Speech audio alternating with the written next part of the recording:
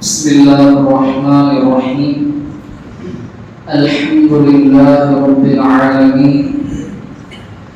الحمد لأهله والصلاة لأهلها. أما بعد، فقد قال الله سبحانه وتعالى في محكمه تنزيل والفرقان المجيد بعد أعوذ بالله من الشيطان الرجيم. بسم الله الرحمن الرحيم. إذ قال له ربه أسلم قال أسلمت لرب العالمين. صدق الله مولانا العظيم. وقال رسول الله صلى الله عليه وسلم: من وجد ساعة ولم يضحي فلا يقربن مصلانا. صدق الله مولانا العظيم. وصدق رسوله النبي الكريم. ونحن على ذلك من الشاهدين والشاكرين، والحمد لله رب العالمين. السلام عليكم ورحمة الله وبركاته. سبحانك لا علم لنا إلا ما علمتنا إنك أنت العليم الحكيم. رب اشرح لي صدري ويسر لي أمري واحلل عقدة من لساني ويفقه قولي. اللهم صل على سيدنا محمد وعلى آل صل على سيدنا محمد وبارك وسلم. சங்கைக்கும் பெருமதிப்பிற்குரித்தான இனிய இஸ்லாமிய சகோதரர்களே, பெரியோர்களே, நாம் எல்லாம் புனிதமிகு துல்ஹஜ்ஜுடைய மாதத்தின் ஆரம்ப 10 நாட்களின் புனிதமான இந்த ஆரம்ப 10 நாட்களில் அமர்ந்திருக்கிறோம். அல்ஹம்துலில்லாஹ். இந்த மாதம் துல்ஹஜ்ஜுடைய மாதம் இருக்கிறதே, இது இஸ்லாமிய மாதங்களின் இறுதி மாதமாக இருக்கிறது. எப்படி நாம் நம்முடைய ஆங்கில வருடத்தின் படி ஜனவரி முதல் ஆரம்பித்து டிசம்பரோடு அந்த வருடம் நிறைவடைகிறதோ, அதே போல இஸ்லாமிய வருடம் ஹிஜ்ரி வருடம் ஆகிறது. முஹர்ரமிலிருந்து ஆரம்பித்து துல்ஹஜ்ஜோடு நிறைவு செய்யப்படுகிறது. நாம் இருக்கிற மாதம் ஹிஜ்ரியினுடைய இஸ்லாமிய மாதங்களின் இறுதி மாதத்தில் அமர்ந்திருக்கிறோம். அதே போல நாம் அமர்ந்திருக்கக்கூடிய இந்த 10 நாட்கள் இருக்கிறது, துல்ஹஜ்ஜுடைய அந்த முதல் 10 நாட்களை பற்றி அல்லாஹ் தஆலா குர்ஆன்ல சிலாஹித்து சொல்லுவான். வல் ஃபஜ்ர் வலையாலின் அஷ்ர், அந்த புனிதமிகு இரவுகளின் மீது சத்தியமாக என்று அல்லாஹ் இந்த நாட்களை 10 நாட்களை புனிதப்படுத்தி மேன்மைப்படுத்தி குர்ஆன்ல பேசுவான். அப்ப இந்த துல்ஹஜ்ஜுடைய மாதத்தில் நாம் எதிர்கொள்கிற இஸ்லாமிய கடமைகள் என்ன என்று நாம் பார்க்கும் பொழுது, மிக முக்கியமான கடமை இந்த துல்ஹஜ்ஜுடைய மாதத்துல இஸ்லாமியர்களாகிய நாம் நிறைவேற்ற வேண்டிய கடமைகளில் மிக முக்கியமான கடமைகள் சொன்னா, நாம் அல்லாஹ்வுடைய அந்த இறை இல்லம் சென்று ஹஜ்ஜுடைய அந்த 5 கடமைகளில் மிக முக்கியமான கடமையான 5வது கடமையான ஹஜ்ஜை நிறைவேற்றுவது. இந்த மாதத்தினுடைய அமல்களில் நாம் செய்ய வேண்டிய அமல்களில் முக்கியமான ஒரு அமல். அல்ஹம்துலில்லாஹ், அல்லாஹ்வுடைய கிருபையில நம்முடைய மஹல்லாவில் இருந்து ஊரில் இருந்து பல மக்கள் என்ன செய்திருக்கிறாங்க, ஹஜ்ஜுக்காக பிரயாணம் மேற்கொண்டு அல்லாஹ்வுடைய கிருபையில் இன்றைய தினம் அநேகமாக மினாவிலே இன்ஷா அல்லாஹ் என்ன செய்வாங்க, இருப்பாங்க. அதை தொடர்ந்து ஹஜ்ஜை தொடர்ந்து இஸ்லாமியர்களுக்கு இந்த மாதத்தில் கடமையாக்கப்பட்ட மிக முக்கியமான அமல்களில் ஒன்றுதான் இந்த குர்பானியுடைய அமல். உதுஹியா என்று அரபியில் சொல்லுவாங்க. அதனால இந்த பெருநாளுக்கு ஈதுல் அத்ஹா என்று பெயர். உதுஹியா என்றால் பிராணியை அறுத்து பலியிடுவது. உதுஹியா என்று சொல்லக்கூடிய நாம் சொல்லக்கூடிய இந்த குர்பானியினுடைய கடமை இருக்கிறது, இது மிக முக்கியமான ஒரு கடமையாக இருக்கிறது. அல்லாஹ் தஆலா அந்தந்த காலகட்டத்தில் அந்தந்த சூழ்நிலைக்கு ஏற்றாற் போல மக்களுக்கான கடமைகளையும் அல்லாஹ் வைத்திருக்கிறார். எப்படி நாம் ரமலான் மாதம் வந்த உடனே நமக்கு நோன்பு ஞாபகம் வருகிறதோ, அதே போல துல்ஹஜ்ஜுடைய மாதம் வந்தாலே ஹஜ்ஜும் குர்பானியும் தான் நம்முடைய நினைவில் இருக்க வேண்டும். இது முக்கியமான இந்த மாதத்தில் நாம் செய்ய வேண்டிய முக்கியமான 2 அமல்கள். ஏன்னா இந்த 2 அமல்களை இந்த 10 நாட்களை தவிர 2 நாட்களை செய்ய முடியாது. அப்ப அப்ப இந்த குர்பானியுடைய இதனுடைய முக்கியத்துவம் என்ன? அல்லாஹ் தஆலா இந்த குர்பானியை எதற்காக கடமையாக்கி இருக்கிறார்? இதனுடைய நோக்கம் என்ன? ஏன் இந்த குர்பானியை அல்லாஹ் கடமையாக்கி இருக்கிறார் என்பதை நாம் பார்க்க, தெரிந்து கொள்ள, சிந்திக்க கடமைப்பட்டிருக்கிறோம். அல்ஹம்துலில்லாஹ், லட்சக்கணக்கான கோடிக்கணக்கான இஸ்லாமிய சமூகம் இன்றைக்கு தங்களுடைய பொருட்களை செலவழித்து தங்களுடைய எல்லா விதமான சக்திக்குட்பட்டவாறு, சில பேர் ஆடாக, சில பேர் மாடாக, சில பேர் ஒட்டகங்களை குர்பானை கொடுப்பதை நம்மால் பார்க்க முடிகிறது. வருடந்தோறும் குர்பானை கொடுக்கக்கூடிய பிராணிகளின் எண்ணிக்கை அதிகரித்துக் கொண்டுதான் வருகிறது தவிர அல்ஹம்துலில்லாஹ் அதில் எந்த விதமான குறைபாடு என்ன செய்ய முடியாது, சொல்ல முடியாது. அல்லாஹ்வுடைய கிருபையில் இஸ்லாமிய சமூகம் நிச்சயமாக குர்பானை கொடுக்க வேண்டும் என்பது உறுதியாக இருக்கிறார். அது தொழுகையில முன்னே இருந்தாலும் கூட குர்பானி என்று வரும் பொழுது பிராணியை அறுத்து பலியிடக்கூடிய பழக்கம் அது எல்லாரிடத்திலும் பரவலாக இருப்பதை நம்மால் காண முடிகிறது. ஆனால் இந்த குர்பானியினுடைய நோக்கம் என்ன? இந்த கடமை அல்லாஹ் நமக்கு ஏன் கடமையாக்கி இருக்கிறார்? இந்த கடமையின் மூலமாக, இந்த குர்பானியின் மூலமாக அல்லாஹ் நம்மிடமிருந்து எதிர்பார்க்கக்கூடிய தன்மைகள் என்ன என்ற விஷயத்துல சிந்திக்கணும்னு சொன்னா, இந்த விஷயத்தை நாம ஆழமாக சிந்திச்சோம்னு சொன்னா, இது எத்தனை பேர் தெரிந்து அறிந்து குர்பானி கொடுக்குறாங்க அப்படின்ற கேள்விக்கு நம்ம இடத்துல விட இல்லை. அல்ஹம்துலில்லாஹ் குர்பானி கொடுக்கிறோம். பிராணிகளை அது நம்முடைய சக்திக்கு ஏற்றவாறு, நம்முடைய பொருளாதாரத்துக்கு ஏற்றவாறு ஆடாகவோ மாடாகவோ ஒட்டகமாக நாம கொடுக்கிறோம்.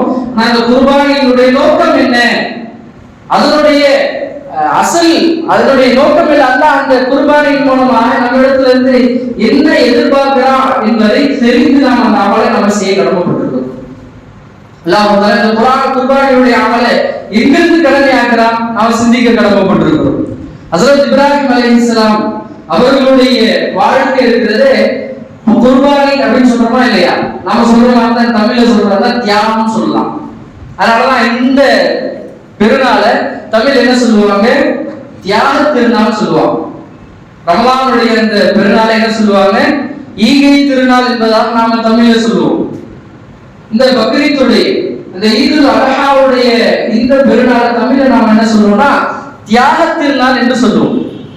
அப்ப தியாகத்தினுடைய வெளிப்பாடு தான் இந்த குர்பானியுடைய அமல் நமக்கு கிடைச்சிருக்கு. அப்ப தியாகம் என்ற வார்த்தைக்கு மொழிபெயர்ப்பு செய்யணும்னு சொன்னா, அல்லது தியாகம் என்ற வார்த்தைக்கு ஒரு உருவம் கொடுக்கணும்னு சொன்னா, ஹஜ்ரத் இப்ராஹிம் அலைஹிஸ்ஸலாம் அவர்களை தவிர்த்து வேற யாரையும் என்ன செய்ய முடியாது, உருவப்படுத்தவே முடியாது. தியாகம் என்றாலே ஹஜ்ரத் இப்ராஹிம் அலைஹிஸ்ஸலாம் என்ற அளவிற்கு அல்லாஹ் தஆலா குர்ஆனிலும் அவர்களை பற்றி சிலாஹித்து சொல்லி இருக்கிறார். அல்லாஹ் ஒரு இடத்துல சொல்லுவான், இத் கால லஹு ரப்புஹு அஸ்லிம். ஹஜ்ரத் இப்ராஹிம் அலைஹிஸ்ஸலாம் பற்றி அல்லாஹ் சொல்வார், ஹஜ்ரத் இப்ராஹிம் அலைஹிஸ்ஸலாம் அவர்களிடம் நீங்கள் கட்டுப்படுங்கள் என்ற ஒரு வார்த்தை அல்லாஹ் சொல்லிட்டார்னா, அல்லாஹ்வின் புறத்திலிருந்து ஒரு கட்டளை வந்து விடுமேயானால் இப்ராஹிம் அலைஹிஸ்ஸலாம் அவர்களிடமிருந்து வரக்கூடிய பதில் என்ன? கால அஸ்லம்து லிரப்பில் ஆலமீன். எந்த விதமான கேள்விகளும் கேட்காமல், எந்த விதமான யோசனைக்குள்ளாகாமல் உடனே பதிலளித்து விடுவார், நான் அல்லாஹ்விற்கு முழுமையாக கட்டுப்பட்டு விட்டேன் என்று இப்ராஹிம் அலைஹிஸ்ஸலாம் சொல்லுவாங்கன்னு சொல்லி அல்லாஹ் பதிவு செய்யறான். மாத்திரமல்ல, அல்லாஹ் குர்ஆன்ல இப்படி பதிவு செய்வார், இத்பதலா இப்ராஹீம ரப்புஹு. அல்லாஹ் தஆலா இப்ராஹிம் அலைஹிஸ்ஸலாம் அவர்களை பல கட்டங்களில், பல கோணங்களில், பல நிலைகளில் அல்லாஹ் அவர்களுக்கு சோதனையை கொடுத்தார். அதை சொல்லிடுவார், அந்த அத்துணை சோதனைகளிலும் வெற்றி பெற்றார்கள் என்பதை அல்லாஹ் என்ன செய்யலாம், குர்ஆன்ல பதிவு செய்யலாம். இப்ப தியாகம் என்றாலே அதற்கு இப்ராஹிம் அலைஹிஸ்ஸலாம் அவர்களை தவிர வேற யாரையும் உருவகப்படுத்த முடியாது என்ற அளவுக்கு அல்லாஹ் குர்ஆன்ல அப்படி சிலாஹித்து சொல்லி இருக்கிறான். அப்ப குர்பானி நமக்கு எப்படி கிடைச்சிச்சுங்க? நமக்கு எல்லாருக்குமே தெரியும். அல்லாஹ் தஆலா ஹஜ்ரத் இப்ராஹிம் அலைஹிஸ்ஸலாம் அவர்களுக்கு கட்டளையிடுறான். என்ன கட்டளையிடுறான்? கனவுல இப்ராஹிமே என்ன செய்யுங்க, உங்களுடைய மகனை அறுத்து பலியிடுங்கள் என்பதாக அவர்கள் கனவு காண்கிறார்கள். கனவுதான், நேரடி கட்டளை கூட அல்ல. நேரடியாக குர்ஆனின் மூலமாகவோ வஹீயின் மூலமாகவோ, அதாவது வேதத்தின் மூலமாகவோ வஹீயின் மூலமாக என்ன செய்யப்படல, கடமையாகல. மாறாக கனவின் மூலமாக அல்லாஹ் என்ன செய்யறான், ஒரு கட்டளையை சொல்றான். நாம கனவுனா என்ன செய்வோம், கனவுக்கு ஒரு பெரிய மதிப்பு கொடுக்கிறது இல்லை. நபி இப்ராஹிம் அலைஹிஸ்ஸலாம் அவங்களுக்கு அது தொடர்ந்து கனவு வருது. இந்த கனவை தனது மகன் தன்னுடைய மகனாரிடம் சொல்றாங்க, இஸ்மாயில் சொல்றாங்க. அப்ப தன்னுடைய மகனார்கிட்ட சொல்றாங்க, எனது மகனே, நான் இந்த மாதிரி உங்களை அறுத்து பலியிடுவதாக நான் கனவு கண்டேன் என்பதாக சொல்றப்ப அதற்கு பதில் என்ன வந்துச்சு? அல்லாஹ் அதையும் பதிவு செய்யலாம். அவருடைய மகனுடைய சிந்தனையை பாருங்க. நீங்க எதை கனவு கண்டீர்களோ அதை என்ன செய்யுங்க, நிறைவேற்றி விடுங்கள். அல்லாஹ் குர்ஆன்ல இதை பதிவு செய்யலாம். யா புனைய இன்னி அராக ஃபில் மனாம், ஓ அருமை மகனே, நான் என்னுடைய கனவிலே உன்னை அறுப்பதாக கனவு காண்கிறேன், என்ன செய்யட்டும்? மகனார் சொல்றாரு, ஃபங்குர் மாதா தரா, நீங்க எதை பார்த்தீர்களோ அதை என்ன செய்யுங்க, செஞ்சிருங்க, என்னை அறுத்து பலியிடுங்கள் என்பதாக மகனும் அதற்கு கட்டுப்படுறார். பாருங்க, தன்னுடைய அருமை மகன் எவ்வளவு பாசமாக நேசமாக வளர்த்த ஒரு மகன், அவரை அறுக்கும்படியான கட்டளை, அவரே அறுக்கும்படியான கட்டளை, அதற்கு மகனும் உடன்படுறார். உடன்பட்டு அதற்கு தயாராகக்கூடிய நிலையில அல்லாஹ் தஆலா குர்ஆன்ல சொல்றான். நபி இப்ராஹிம் அலைஹிஸ்ஸலாம் அவங்கள்ட்ட குர்ஆன்ல அல்லாஹ் இதை பதிவு செய்யறான். என்னது? அது சத்தத்த ருயா, நபியே, நீங்க உங்களுடைய கனவை நீங்கள் நினைவாக்கி விட்டீங்க. எந்த நோக்கத்திற்காக நாம் உங்களுக்கு கட்டளையிட்டோமோ அந்த நோக்கம் பரிபூர்ணமாகிவிட்டது. இவை நீங்க என்ன செய்ய தேவையில்லை, அறுக்க தேவையில்லை. அதுக்காக அல்லாஹ் அதற்கு பகரமாக மலக்குகளின் மூலமாக ஒரு ஆட்டை கொடுத்து அந்த ஆட்டை என்ன செய்ய சொல்றாங்க, குர்பானி கொடுக்க சொல்றாங்க. அப்ப இங்க நாம கவனிக்க வேண்டியது என்னன்னு சொன்னா, அல்லாஹ்வுடைய நோக்கம் அந்த இடத்துல அறுத்து பலியிடுவது அல்ல. அதான் முதல்ல வேண்டும். இந்த குர்பானியின் மூலமாக அல்லாஹ் நம்மிடமிருந்து எதிர்பார்க்கக்கூடிய தன்மை என்னன்னு சொன்னா, நாம் அல்லாஹ்விற்கு கட்டுப்படுகிறோமா இல்லையா, அதான் எதிர்பார்க்கிறோம்.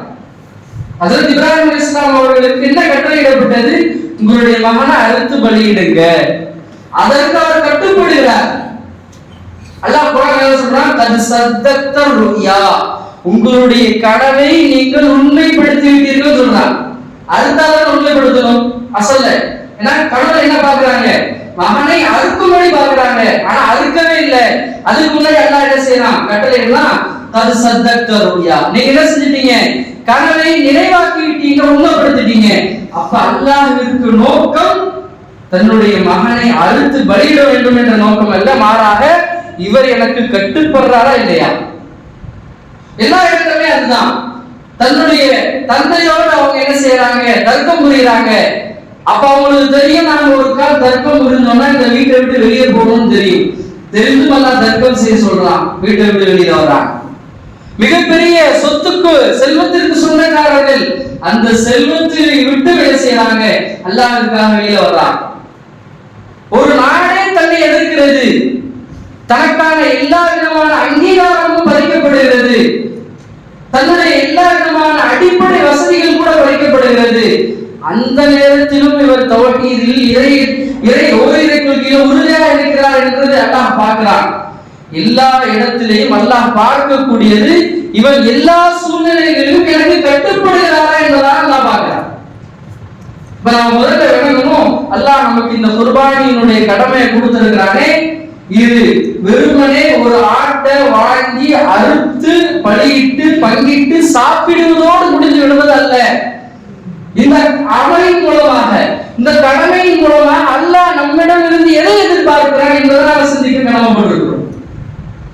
அல்லாஹ் அதான் குர்ஆன்ல தெளிவாக சொல்றான், லை யனாலல்லாஹு லுஹூமுஹா வலா திமாவுஹா, அல்லாஹ்வுக்கு நீங்க அறுக்கக்கூடிய ஆட்டோட இறைச்சியோ அல்லது ரத்தமோ எந்த விதத்திலே அடையிறது இல்லை. அல்லாஹ்வுக்கு அது நோக்கமும் அல்ல. அல்லாஹ் இந்த குர்பானியின் மூலமாக இந்த பிராணியை நீங்கள் அறுத்து பலியிடுவதன் மூலமாக உங்களிடமிருந்து எதிர்பார்க்கக்கூடிய தன்மை என்ன, நீங்கள் உங்களை முழுமையாக அல்லாஹ்விற்கும் இந்த மார்க்கத்திற்கும் அர்ப்பணிக்கணும். முழுமையாக இந்த மார்க்கத்திற்கு உங்களை ஒப்படைத்து விட வேண்டும். இதைதான் அல்லாஹ் எதிர்பார்க்கிறான். இதுதான் ஹஜ்ரத் இப்ராஹிம் அலைஹிஸ்ஸலாம் அவங்க செய்ததும் கூட. எந்த இடத்திலும் தன்னுடைய மனோ இச்சைக்கோ அல்லது தன்னுடைய அனுபவத்துக்கோ இடம் கொடுக்கவே இல்லை. தன்னுடைய கர்ப்பிணியான மனைவியே எந்த விதமான வாழ்வாதாரமும் இல்லாத ஒரு இடத்துல விட்டுட்டு போறாங்க. நிச்சயமாக இப்ராஹிம் அலைஹிஸ்ஸலாமுக்கு தெரியும் இங்க மனிதர்கள் வாழ்வதற்கான எந்த சாத்தியக்கூறும் இல்லை என்றது தெரியும்.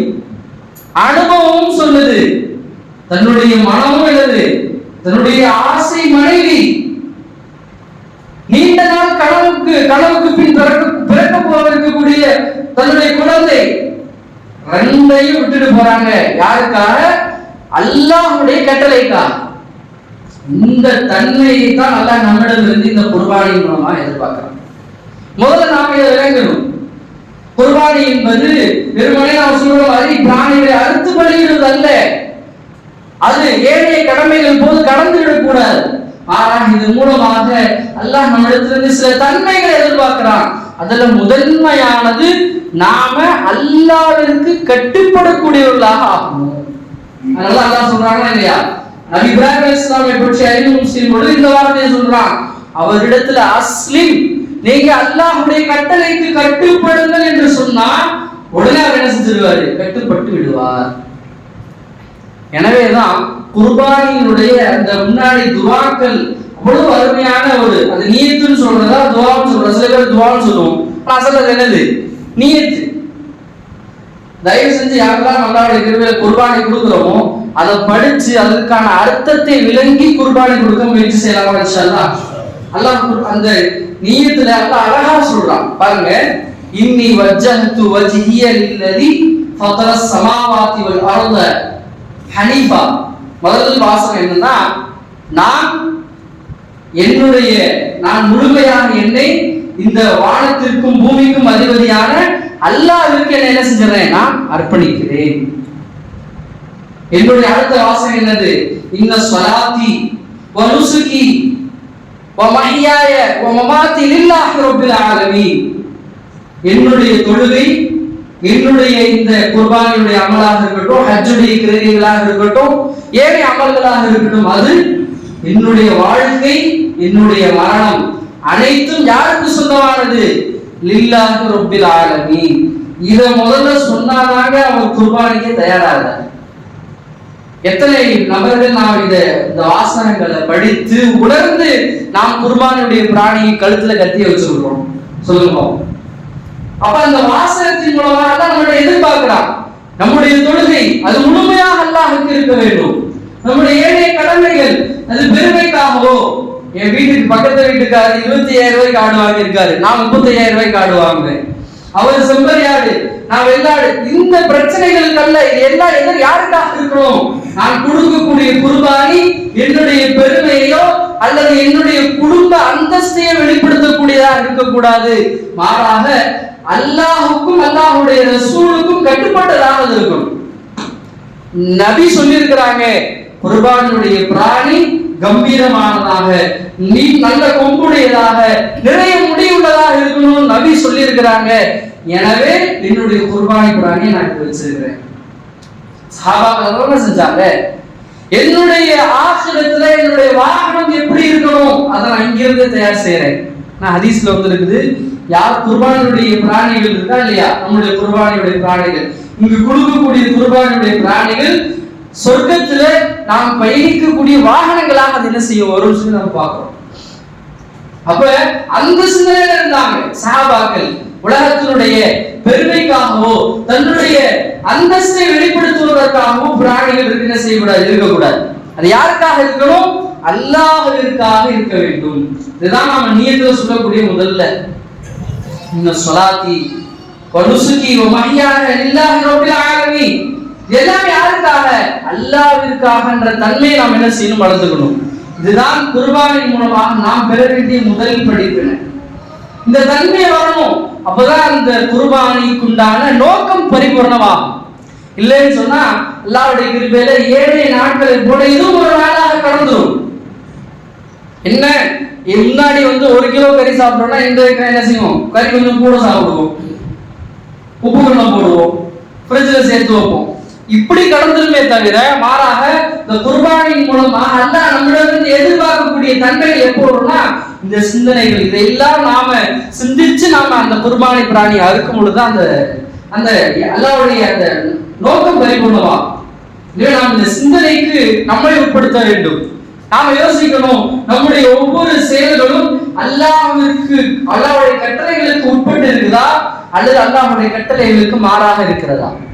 எந்த அளவிற்கு நாம் அல்லாஹ்விற்கு கட்டுப்பட முயற்சி செய்கிறோம், நம்முடைய பொருளாதாரத்துல, நம்முடைய குடும்பத்துல, நம்முடைய பேச்சுல, நம்முடைய நடைமுறை பாவனைகள்ல எந்த அளவிற்கு அல்லாஹ்வுடைய கட்டளைகளுக்கு கட்டுப்பட நாம் என்ன செய்யறோம், கூப்பிடுறோம்.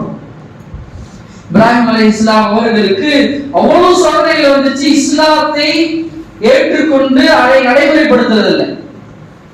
அவர்களுக்கு வந்த சோதனைகளை போல அல்லாஹ் அதனாலதான் சொல்றான், இப்ராஹிம் ரப்பஹு, நபி இப்ராஹிம் அலைஹிஸ்ஸலாம் அவர்களுக்கு இவ்வளவு சோதனை கொடுத்தோம்னு சொல்லி அல்லாஹ்வே சொல்றான்.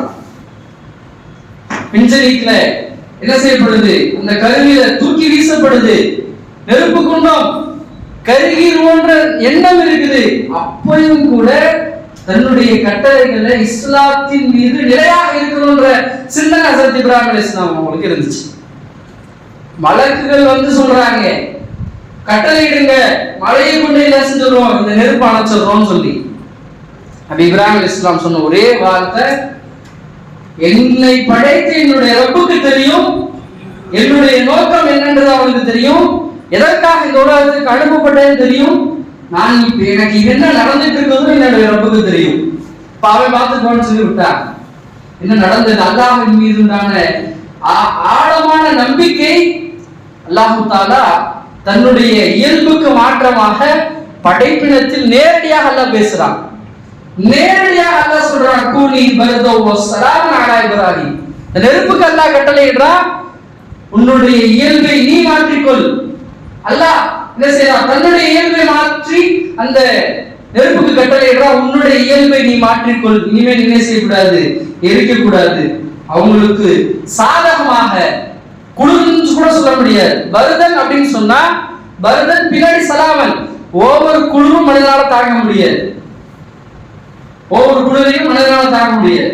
எல்லாரும் ஏசில உட்காந்துருக்கும், பல பேர் என்ன செய்யணும், அந்த டைட்டா தான் உட்காந்துருக்கும். ஒரு கட்டத்துக்கு மேல என்ன செய்ய முடியாது, ஏசியோட குளிரே நம்மளால தாங்க முடியாது. ஆரம்பத்தில் இதமாக இருக்கும், ஒரு கட்டத்துல என்ன செய்ய முடியாது, நம்மளால தாக்கு பிடிக்க முடியாது. ஆனா அல்லாஹ் சொல்றான், அவர்களுக்கு தோதுவாக நீ மாறிக்கொள். சலாமன் அப்படின்னா குளிர்லையும் என்னது, அவர்களுக்கு இதமான குளிராக நீ மாறிக்கொள் என்பதாக அல்லாஹ் கட்டளையிடுறான். நாம எப்பொழுது அல்லாஹ்விற்கு கட்டுப்பட முற்பட்டு விடுவோமோ, நமக்கு அதற்கு எதிராக எதுவெல்லாம் இருக்கிறதோ அதை அல்லாஹ் பார்த்துக்கிறோம். இதுதான் நம்ம இப்ராஹிம் அலைஹிஸ்ஸலாமுடைய இந்த சம்பவத்தின் மூலமாக பெற வேண்டிய படிப்பினை. இன்றைக்கு நம்முடைய சிந்தனை எதெல்லாம் எந்த செய்யலாம் போகுது. அப்ப இந்த இஸ்லாத்துடைய இந்த கடமைகள் என்ன செய்யறாங்க, தடுக்கிறாங்க, இது செய்யக்கூடாதுன்றாங்க, அது செய்யக்கூடாதுன்றாங்க. அதற்கு உண்டான போராட்டத்தின் பக்கம் தான் நம்முடைய கவனம் போவதே தவிர, நாம் எந்த அளவுக்கு அல்லாஹ்வுக்கு கட்டுப்படுதலை எவ்வளவு முனைப்பு காட்டுறோம் என்பதை சிந்தனை போக மாட்டேங்குது. எப்ப நாம அல்லாஹ்விற்கு கட்டுப்பட முற்பட்டு விடுவோமோ, அல்லாஹ் நமக்கு எதிரான எல்லா தடைகளும் என்ன செஞ்சிருவோம், நீக்கிறோம். இது வரலாறு சொல்லக்கூடிய படிப்பினை நமக்கு. எனவே இதை நாம் படிப்பினையாக எடுக்க வேண்டும். முதல்ல நாம் அல்லாஹ்விற்கு கட்டுப்பட என்ன செய்யணும், பழகும். இதுதான் குர்பானின் மூலமாக நாம் பெற வேண்டிய முதல் படிப்பினை. இரண்டாவது என்னன்னு சொன்னா, அல்லாஹ் அந்த பிஸ்மில்லாஹி அல்லாஹு அக்பர் பின்னாடி அல்லாஹ் அந்த நியத்துல நம்ம என்ன செய்யறோம், சொல்றோம், அல்லாஹும்ம தகப்பல்ஹு மின்னி, யாரா இந்த குர்பானுடைய பிராணி என்ன செஞ்சுக்கோ, கபூல் செய்துகொள். இப்ராஹிம் அலைஹிஸ்ஸலாம் எப்படி கபூல் செய்தாயோ, எப்படி நபி ஸல்லல்லாஹு அலைஹி வஸல்லம் அவங்களுடைய குர்பானை கபூல் செஞ்சாயோ, அதே போல எங்களுடைய இந்த குர்பானியை நீ கபூல் செய்துகொள் என்பதாக நாம கேட்கணும். ஏன்னா அல்லாஹ் தஆலா ஆதம் அலைஹிஸ்ஸலாம் அவங்களுடைய மகனாருடைய 2 வரலாறு பதிவு செய்யறான். அல்லாஹ் குர்ஆன்ல சொல்றான், 2 ஆதமுடைய மகன்கள் 2 பேருமே குர்பானை கொடுத்தாங்க. இது கர்ரபா குர்பானன், 2 பேருமே குர்பானை கொடுத்தாங்க. ஆனா ஒருத்தருடைய குர்பானி தான் ஏற்றுக்கொள்ளப்பட்டது, இன்னொருத்தருடைய குர்பானி மறுக்கப்பட்டு விட்டது. அதுக்கு பின்னாடி எல்லாம் சொல்றா, யாருடைய குர்பானி அல்லாஹ் ஏற்றுக்கொள்கிறான்னு சொன்னா முஹ்லிசீன்களுடைய குர்பானியை தான் அல்லாஹ் ஏற்றுக்கொள்கிறான். முஹ்லிசீன் என்னங்க, நாம் கொடுக்கக்கூடிய அந்த குர்பானி இருக்கிறது, அது முழுமையாக அல்லாஹ்விற்காக இருக்கணும்.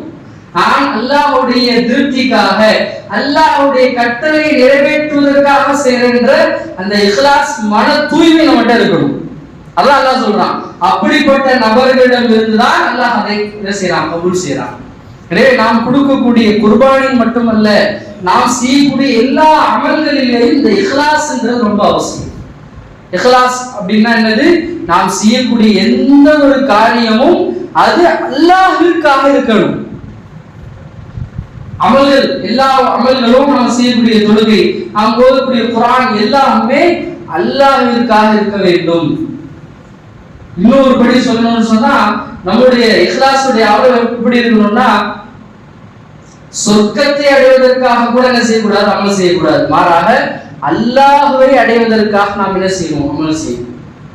இந்த இரண்டு தன்மைகள் மிக முக்கியமான தன்மைகள் குர்பானின் மூலமாக. அல்லாஹ்வுடைய கிருபையில் நம்ம பல பேர் குர்பானி கொடுக்கிறோம். இந்த தன்மைகள் நம்மிடம் இருந்து வருகிறதா? ஒவ்வொரு வருடமும் நாம் குர்பானி கொடுக்கிறோம். இந்த ரெண்டு தன்மைகளை நாம் ஏற்படுத்திக் கொள்கிறோமா என்பதை நாம் என்ன செய்யணும்? தொடர்ந்து சிந்திக்கணும்.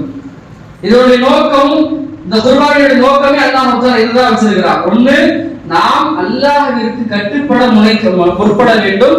இரண்டாவது, நாம் செய்யக்கூடிய எல்லா அமல்களும் எல்லா காரியங்களும் அல்லாஹ்விற்காக இருக்கணும்.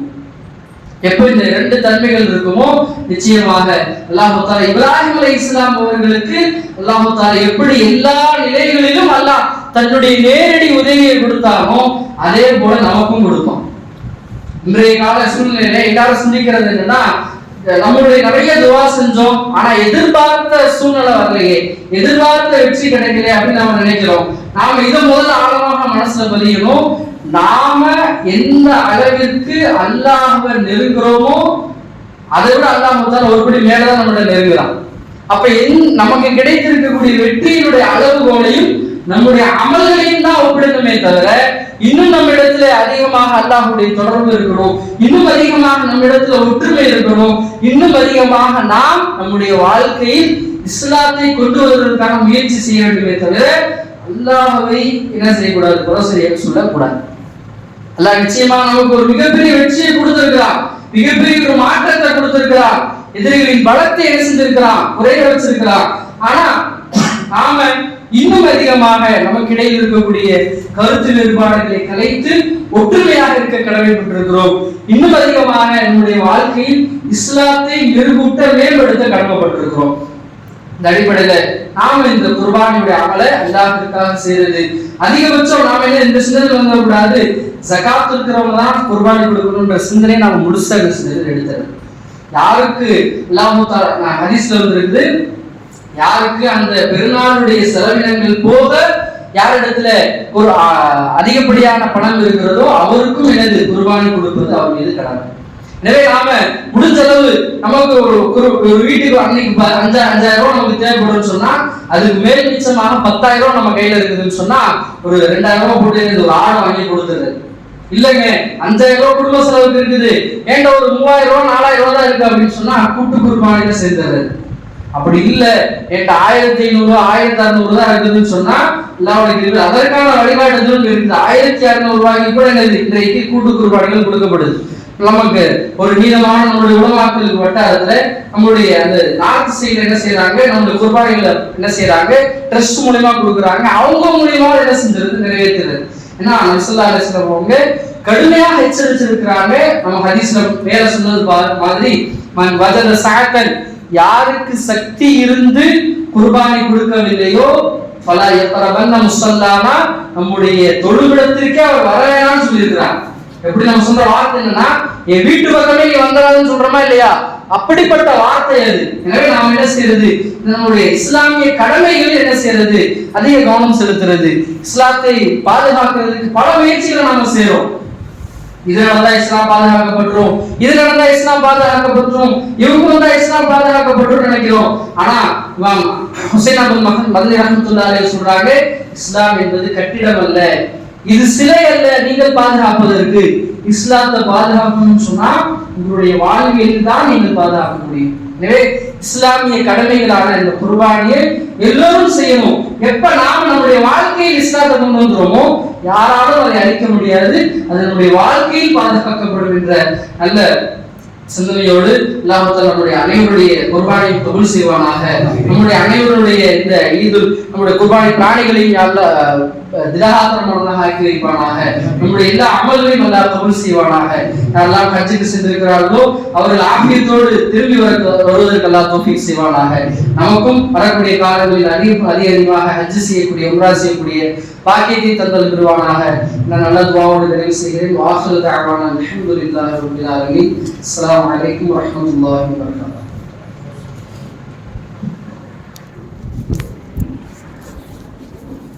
அல்ஹம்துலில்லாஹ். இந்த குர்பானியுடைய சம்பந்தமாக அல்ஹம்துலில்லாஹ்